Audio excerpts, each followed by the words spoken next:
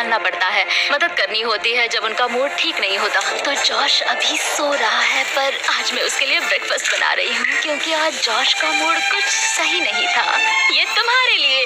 ओह, तुमने बेकन और एग से एक हार्ट बनाया? हाँ। वाह, एक हार्ट। फ्रेंडशिप। मैं सोच रहा था इसका मतलब क्या है। बेड पर कोई इस तरह ब्रेकफास्ट नहीं लाता है। जॉश सूजी के इस काम से इतना कंफ्यूज और हैरान था कि कोई सोच भी नहीं सकता कि उसने क्या किया।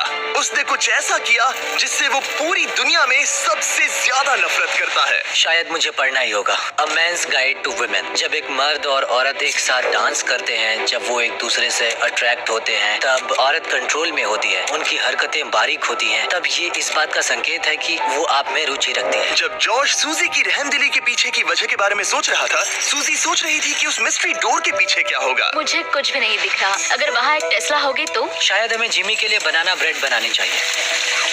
बहुत बढ़िया, मुझे तुम पर नाज है। थैंक्स।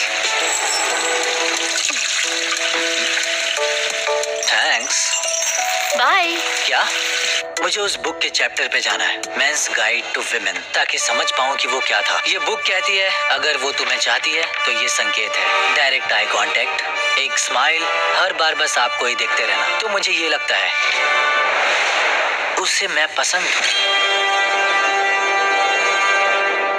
क्या वो मेरी दी हुई रिंग है? हाँ, अब भी पहनते हो? कभी कभी पहनता हूँ। मैं तुम्हारी दी हुई कोई भी चीज फेंक नहीं पाई जो तुमने तब दी थी। पर मुझे एक चीज बेचनी पड़ी थी। मैं समझी नहीं। जब हम इस जगह से जाएंगे तब मैं बताऊंगा।